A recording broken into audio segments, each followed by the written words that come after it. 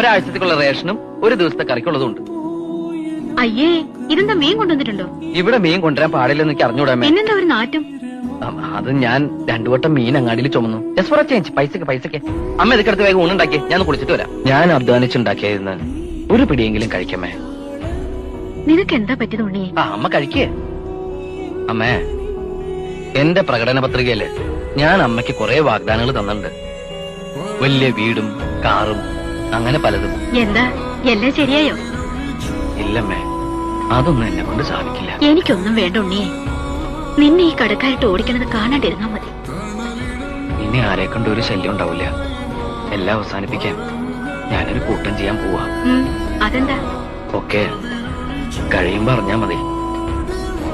അറിയുമ്പോ അമ്മയ്ക്ക് ഒരുപാട് വിഷമം ഉണ്ടാവും. അച്ഛന്റെ ദേഷ്യമൊക്കെ മാറുമ്പോ അച്ഛനോട് അമ്മ പറയണം, ഈ ഉണ്ണി പാവായിരുന്നു.